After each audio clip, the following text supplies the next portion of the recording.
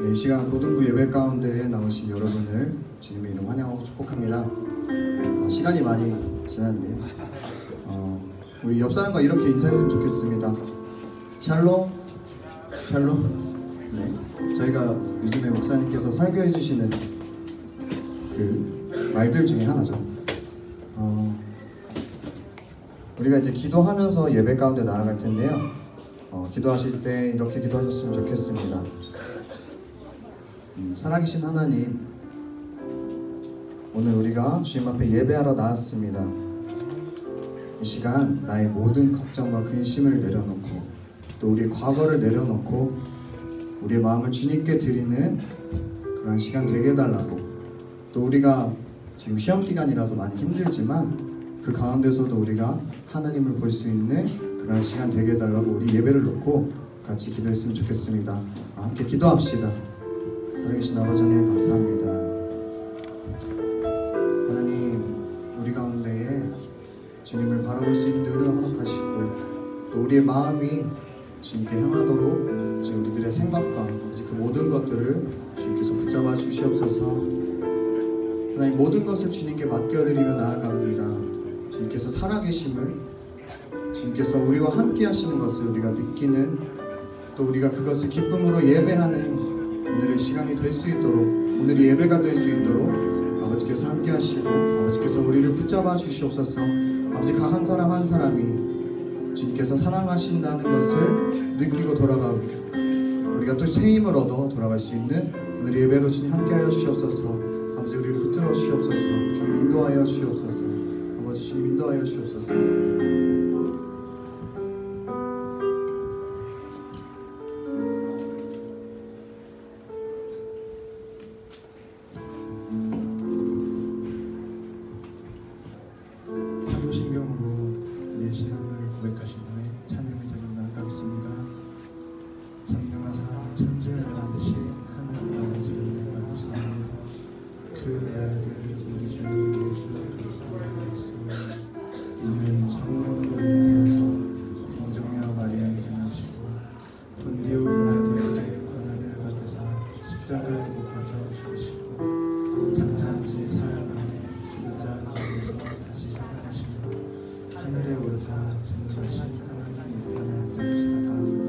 저희로서 산자와 주님을 하시는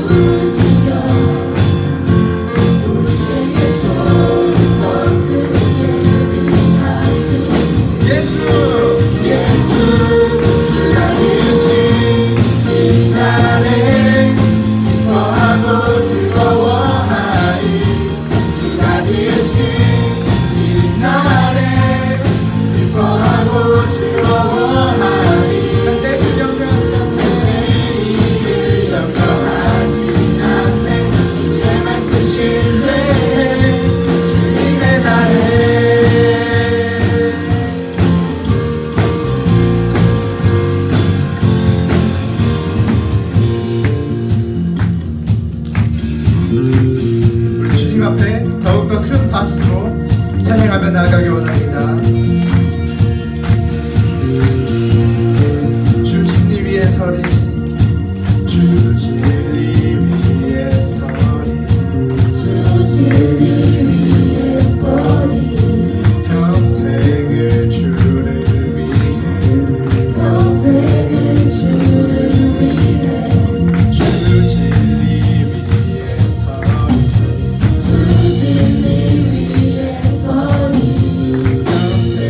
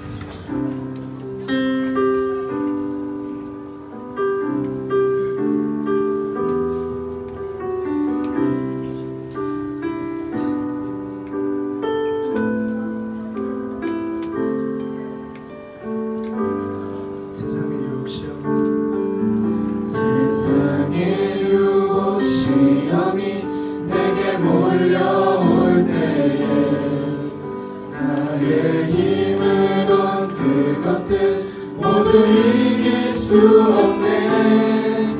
거대한 폭풍 가운데 위축된 나의 영혼 어찌할 바를 몰라 헤매이고 있을 때 주를 찬양 손을 들고 찬양 전쟁은 나에게 속한 것 아니니 주를 찬양 손을 들고 찬양 전쟁은 하나님께 속한 것이니 2절로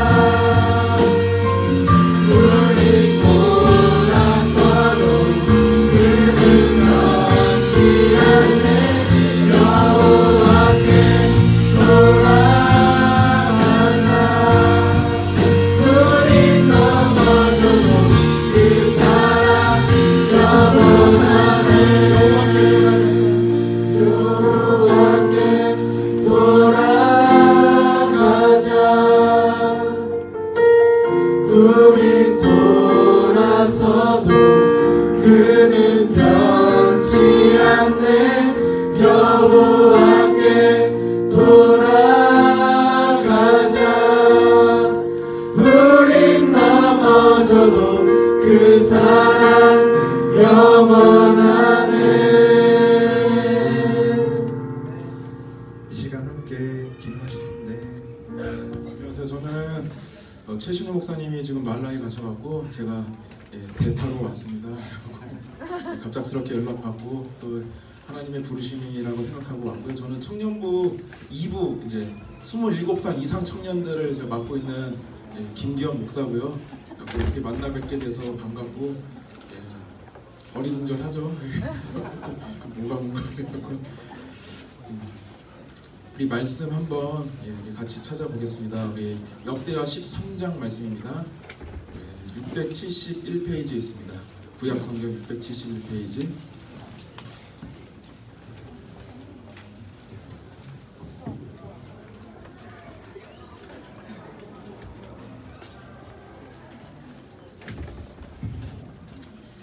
역대하 13장 1절부터 18절까지 말씀 우리 보겠습니다.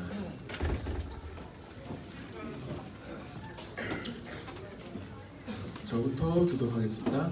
여로보암 왕 18째 해에 아비야가 유다의 왕이 되고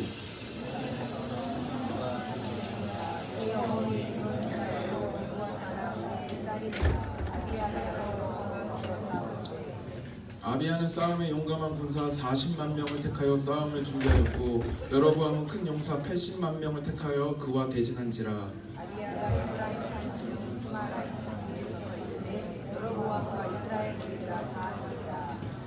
이스라엘 하나님 여호와께서 소금 언약으로 이스라엘 나라를 영원히 다윗과 그의 자손에게 주신 것을 너희가 알 것 아니냐. 다윗의 아들 솔로몬의 전하 누가세 아들 여로보암은 자기의 주를 제방하고 남복군과 잡배가 모여 따름으로 스스로 강하게 되어 솔로몬의 아들 르호보암을 대적하였으나 그때 르호보암이 어리고 마음이 연약하여 그들의 입을 능히 막지 못하였었느니라.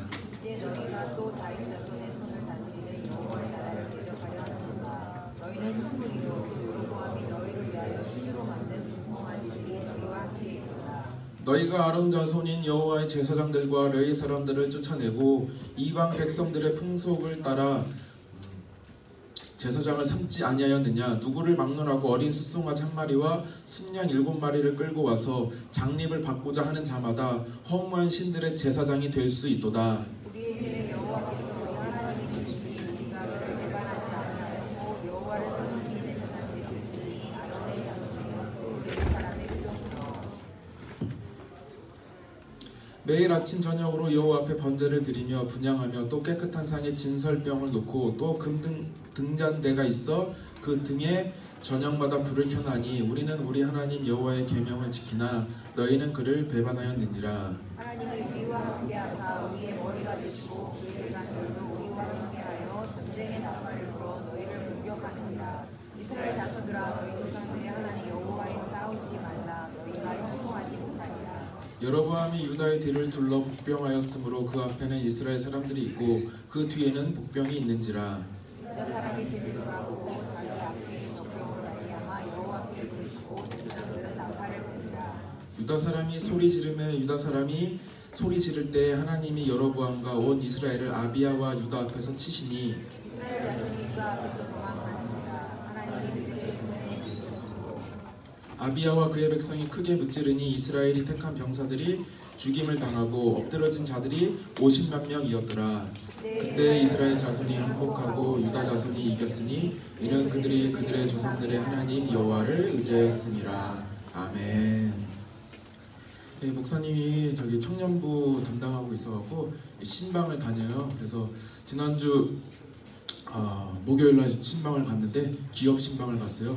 그러니까 청년 중에 한 분이 이제 회사를 다니는데 어디를 갔냐면 여러분들이 되게 잘하는 회사예요. 넷마블 회사를 갔는데 회사가 뽀대나요. 건물이 20층인데 깨끗하고 밑에 막 맛있는 집도 많고 되게 잘해놓은 거예요. 근데 그 청년이 내려왔는데 밥을 절 사주는 거예요. 밥 사주면서 여기 자기네 회사 사원증으로 결제가 된다고 그래서 사원증으로 밥 먹고 딱 결제를 하는데 뽀대 나더라고. 넷마블 하고 딱 사원증을 뵙고 막 저기서도 넷마블 하고 하는데 너무 야 멋있다 뽀대 난다 막 그러고 있는데 그렇게 밥을 먹고 차를 마시는데 아주 충격적인 얘기를 들었어요. 그래서 아주 귀가 솔깃한 얘기를 들었는데 회사에 관해서 이 선생님 그 청년이 이야기를 해주는데 자기네 회사는 아주 좋은 특징이 있다고. 회사에서 하루 종일 게임을 해도 누가 뭐라 그러지 않는다고. 그리고 아침에 출근해서 게임해갖고 저녁 끝날 때까지 게임하다 가도 누가 한마디 하지 않고 방송이 나온대요. 이렇게 갑자기 일하고 있는데 방송이 나. 지금 무슨 게임이 출시됐으니까 빨리 깔아서 게임하시고 레벨이 제일 높은 분한테는 상품을 드리겠다고. 그리고 이거 내가 다시 태어나면 넷마블로 가야 되나 하고 너무 좋더라고요. 근데 여러분한테 하고 싶은 말은 그거예요. 이 계산을 잘 해봐야지. 지금 게임하면 어떻게 돼요? 재미는 있지만 돈은 날리고 엄마한테 혼나고. 하지만 지금 게임할 수 있지만 공부하면은 나중에 어떻게 돼요? 돈 벌면서 게임하고 엄마한테도 칭찬받고. 이게 남는 장사잖아요. 저는 얘기하고 싶은 게 뭐냐면 학생 때 공부할 때인 것 같아요. 열심히 공부하고 나중에 넷마블 들어가면 되잖아요. 한 게임 들어가서 열심히 해갖고 목사님한테 아이템도 보내주고 이렇게 좋잖아요. 그리고 목사님은 솔직히 말하면은 지금 제일 하고 싶은 건 공부야. 이게. 학생 때 열심히 했어야 되는데 그때 못한 게 한이 돼갖고 설교 잘하고 싶어도 공부를 해야 되는데 할 시간이 없어. 여러분 나이 때 가면은 진짜 공부를 하고 싶은데 이해가 안 가죠, 그렇죠? 저분이 무슨 말 하는 건가? 근데 나중에 제 나이 때 되면은 조금 느끼게 됐어요. 지금 공부할 수 있을 때 공부해놓고 나중에 즐길 수 있을 때 즐기고. 특별히 또 요즘에 특별히 강조하고 싶은 게 뭐냐면 예배 드릴 수 있는 상황이 너무나 좋잖아요. 예배 드릴 수 있을 때 예배 드리고 그게 좋아요. 나중에 여기 있는 자매들은 모르겠는데 우리 형제들은 나중에 다 군대 가요. 그러면은 예배 드리고 싶어도 못 드려요. 목사님은 그때 군대 가고 울었어요. 이렇게 한번 예배 드리고 싶은데 3주 동안 교회를 못 가게 해갖고 훈련병 때 축구하러 간 사이에 그 조사를 다 마쳐갖고 못 가고 그때 한번 교회 가서 막 울었던 기억이 있었던 것 같아요. 여러분들 지금 공부할 때 예배 드릴 수 있을 때 그렇게 잘 예배 드리고 공부해서 그렇게 나갔으면 좋겠고요. 우리가 또 나중에 언제 만날지 모르겠지만 지금 오늘 해주고 싶은 말은 그 예배에 대해서 이야기를 하고 싶습니다. 오늘 본문을 보면은 아주 흥미로운 전쟁 이야기가 나옵니다. 당시에 이스라엘은 우리나라처럼 남과 북으로 갈라져 갖고 북이스라엘의 초대 왕 여로보암과 남유다의 두 번째 왕 아비야가 전쟁을 벌입니다.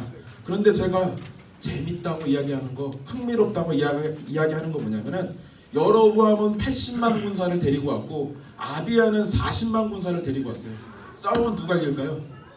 당연히 80만이 이겨야 되는 게 맞는데 놀랍게도 절반밖에 안 되는 40만의 군사가 전쟁에 이기는 거예요. 일반적으로 2대1로 싸우면은 수적으로 많은 쪽이 이기는 게 맞는데 혼자서 둘을 이겼다면 우리가 이제 생각을 해봐야 되는 거죠. 어떻게 이런 일이 벌어졌을까? 얘가 어떻게 혼자서 둘을 이겼을까? 얘가 학교 짱인가? UFC 뭐 맥그리거인가? 아니면 뭐 영화 아저씨 원빈같이 훈련을 받은 사람인가? 막 계산을 해봐야 되는 거야. 동일하게 저도 계산을 해봤는데 아비야가 어떻게 40만 명을 가지고 80만 명을 이겼을까?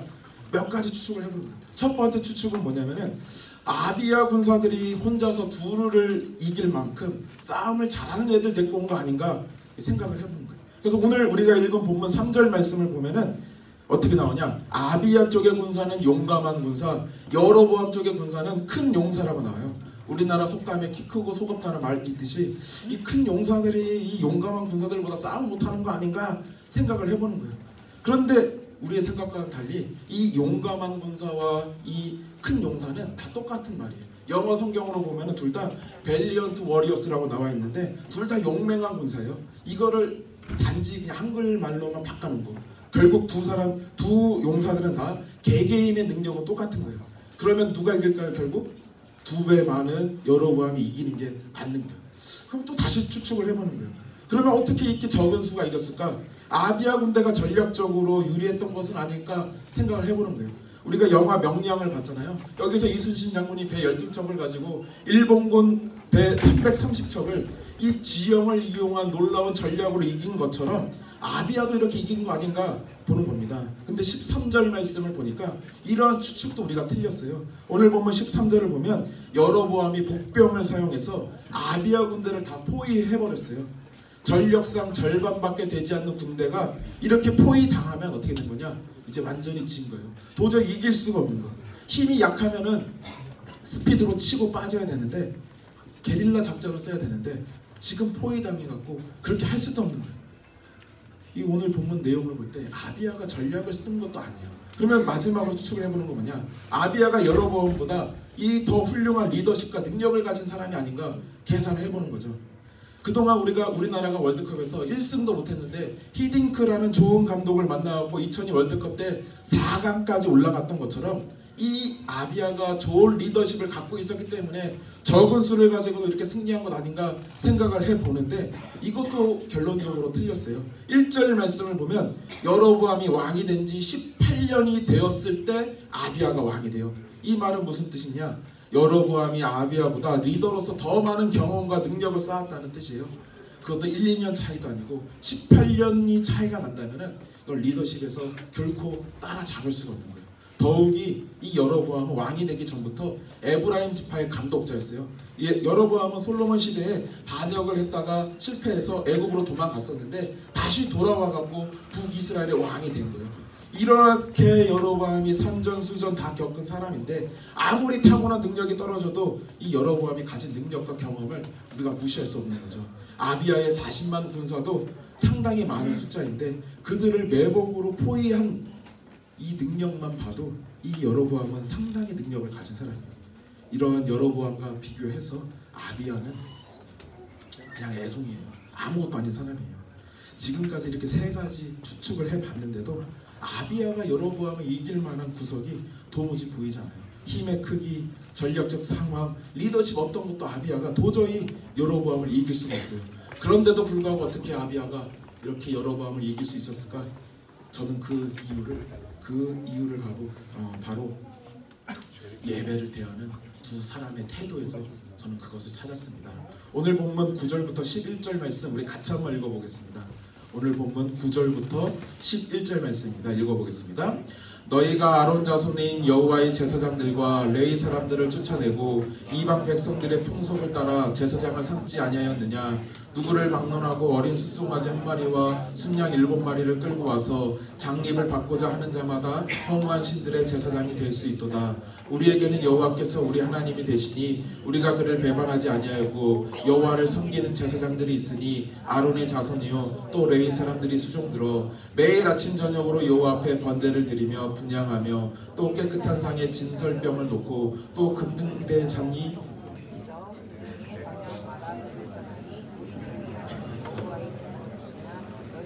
너희는 그를 배반하였느니라. 아멘.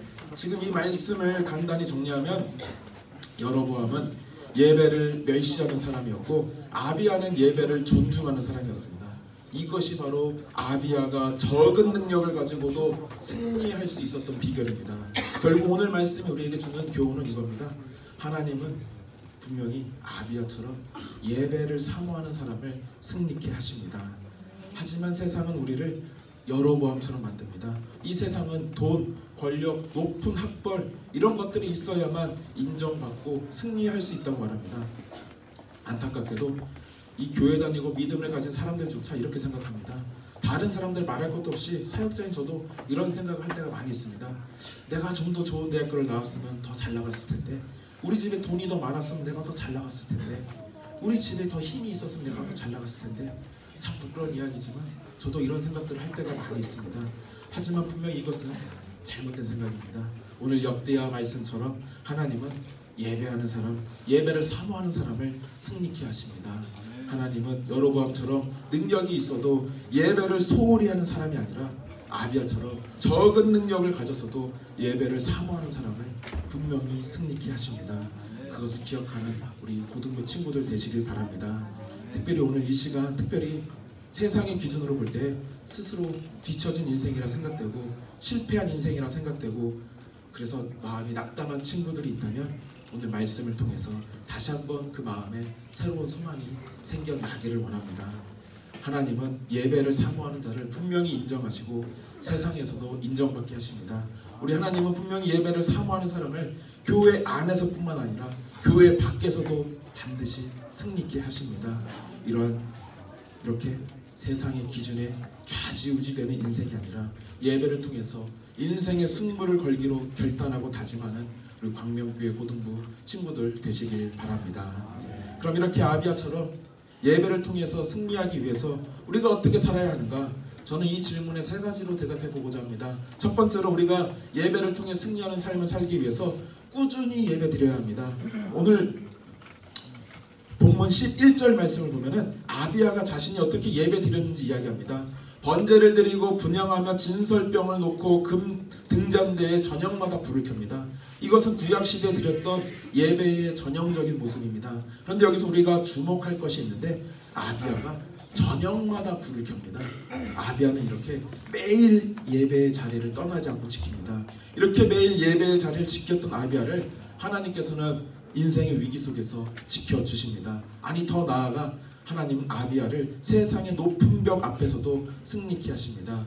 이렇게 세상 가운데서 승리한 하나님의 사람들은 예배를 결코 포기하지 않습니다. 아브라함은 갈대아 우르를 떠나서 갈 바를 알지 못했지만 가는 곳마다 뭘 먼저 했느냐? 제단을 쌓고 하나님께 예배를 드립니다. 하나님은 그 아브라함을 믿음의 조상으로 세워주십니다. 하나님의 아들 예수님도 성전 중심의 삶을 사십니다. 인생의 중요한 순간마다 하나님 앞에 나아갑니다. 이것이 우리의 모범 대신 예수님의 모습입니다.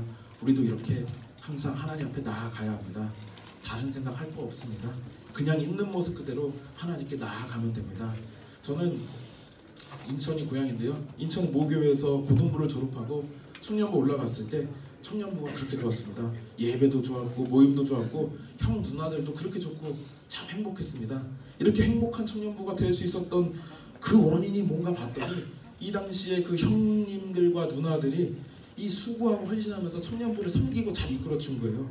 그런데 나중에 알았더니 그 형과 누나들은 원래는 그렇게 열심히 하던 사람들이 아니었어요. 날라리들이었어요. 얼마나 날라리였냐? 술을 그렇게 좋아해갖고 술을 마시는데 꼭 멀리 가서 마시면 좋겠는데 교회 맞은편에 호프집이 있는데 거기 가서 술을 밤새 마시는 거예요.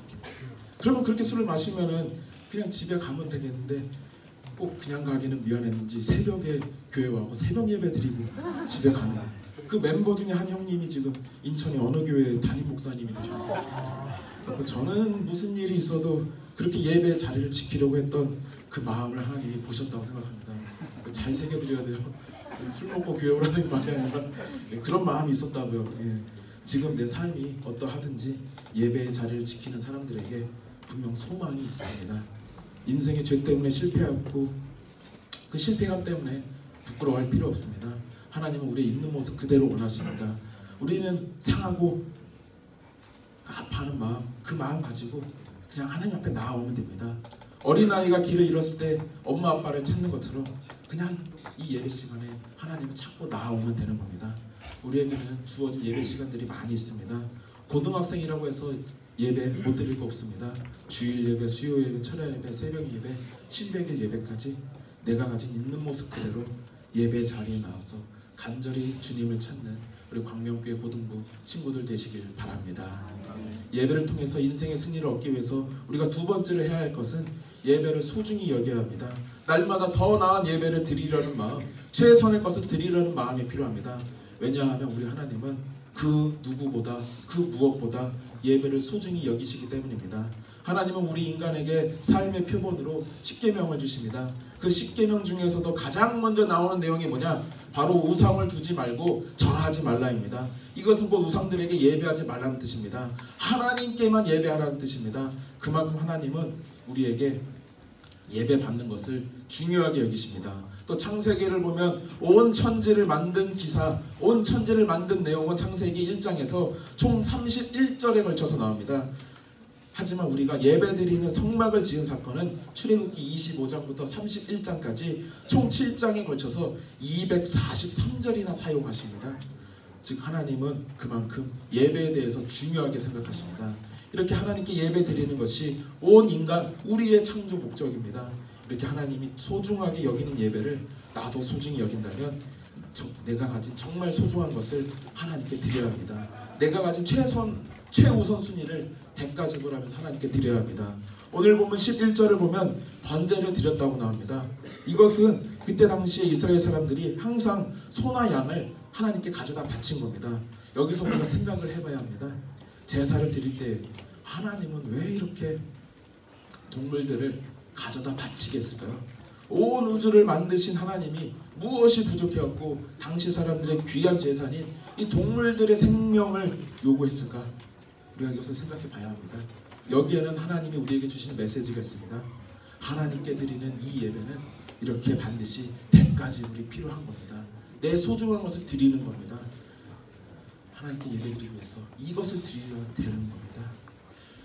요즘 많은 사람들이 여로보암처럼 되고자 합니다. 성공이라는 이름 아래에서 더 많은 재산과 지위와 능력을 가지려고 합니다. 결국 세상 사람들과 경쟁하기 위해서는 어떻게 해야 되느냐? 내 시간이 부족하기 때문에 예배는 점점 뒷전으로 밀려나게 되는 겁니다. 공부하는 것 때문에, 학원 가는 것 때문에 예배는 이제 뒷전으로 밀려나는 겁니다. 학원 가야 돼서 수련회도 안 가는 겁니다. 믿음을 가졌다고 하는 사람들조차 예배를 점점 우선순위를 뒤로 밀어내는 겁니다. 물론 이렇게 해서 내가 원하는 것을 얻을 수 있습니다. 명문대 갈 수도 있고 좋은 직장에 갈 수도 있고 사회에서 인정받을 수도 있습니다. 하지만 중요한 것은 그런 사람을 과연 하나님이 사용하실지 우리가 그것을 생각해 봐야 합니다. 눈물겹게 노력해서 세상에서 성공에 금그릇이 되었지만 하나님이 사용하지 않으면 아무 소용이 없습니다. 하나님은 깨끗한 그릇을 사용하십니다. 세상은 나를 인정해도 하나님이 인정하지 않으면 그것은 아무 소용이 없습니다. 하나님을 예배하기 위해서 창조된 우리가 예배를 소홀히 여긴다면 하나님은 결코 나를 기뻐하지 않습니다. 하나님은 말라기 말씀에서 예배에 병든 것 쩌는 것 가져오지 말라고 하십니다. 이것들은 그들이 좋은 것들 다 쓰고 남은 거 가져온 겁니다. 하나님은 그런 거 필요 없다고 하십니다. 예배를 드리는 우리의 마음도 다시 살펴봐야 합니다. 오늘은 특별한 모임이 없으니까, 오늘은 약속이 없으니까, 이제 시험 다 끝났으니까, 할 거 없으니까 오늘 예배나 드리러 가자. 내 마음이 이렇다면 이제 회개해야 합니다. 이런 마음들 이제부터 단단히 고쳐 먹어야 합니다. 정말 금쪽같이 아까운 시간을 들여서 하나님께 예배해야 합니다. 눈물겹게 아까운 시간을 들여서 하나님께 예배해야 합니다. 예전에 제가 이런 이야기를 들었는데 여의도 순복음교회 어떤 분이 행정고시에 수석으로 합격을 했습니다. 그분이 간증을 했는데 어떻게 이야기를 하셨냐? 평소에는 열심히 공부하면서 주일에는 항상 예배드리고 교회 봉사도 열심히 했다는 겁니다. 또 제가 서울에서 사역할 때 그 교회에 어떤 집사님이 사법고시에 합격했는데 그분도 열심히 공부하다가 주일에는 예배드리고 성가대 봉사까지 하시는 겁니다.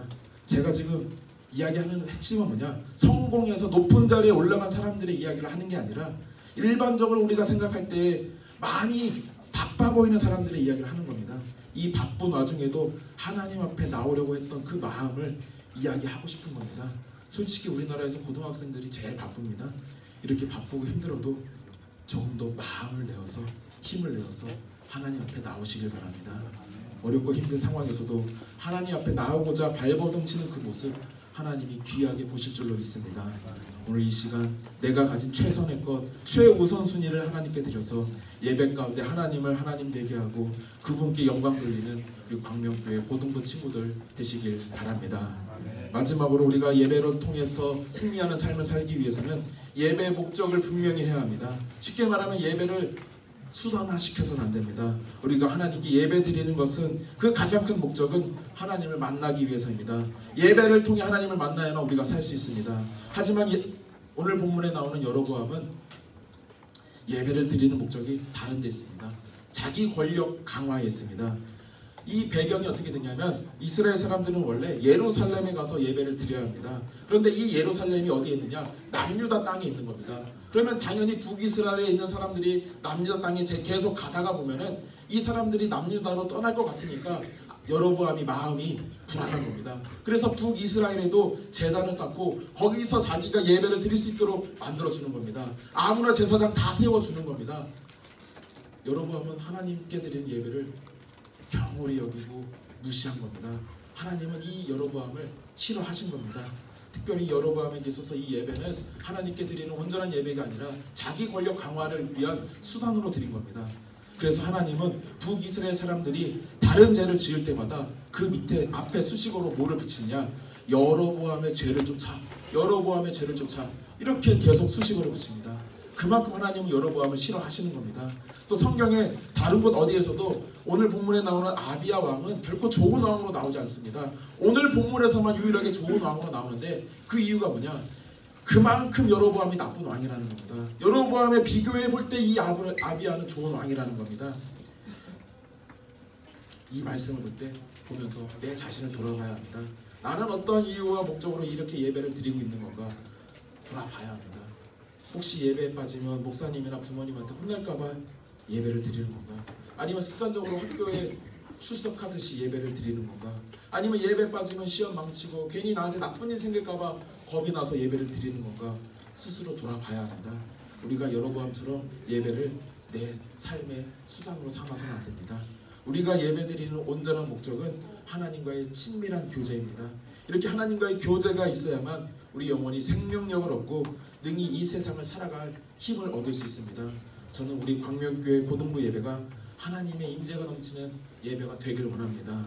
많은 고등학생들이 하나님을 경험하고 예배의 감격을 누리길 소망합니다. 이 예배의 감격을 가지고 인생의 감격까지 누리는 우리 광명교회 고등부 친구들 되시길 바랍니다. 그러면 이렇게 예배 속에서 하나님을 만나는 사람들의 특징은 뭐냐? 그것은 바로 자기 삶에 대한 무한한 자신감이 있습니다.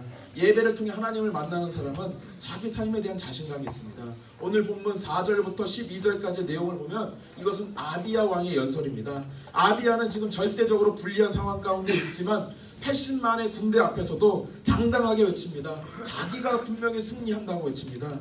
아비야 왕이 이렇게 당당하게 자신있게 외칠 수 있었던 것은 예배를 통해서 그 인생을 하나님으로 무장했기 때문입니다. 그렇게 살아가시길 바랍니다. 몇 년 전에 저는 이런 이야기를 들었습니다. 과학자 아인슈타인에 관한 이야기인데요. 아인슈타인이 상대성 이론을 발표하고 당시 학계에 큰 영향을 일으킵니다. 그래서 여기저기 학회에서 이 아인슈타인을 불러서 쉼없이 강의를 요청합니다. 이렇게 계속 강의를 다니다 보니까 아인슈타인도 이제 신물이 나고 지치는 겁니다.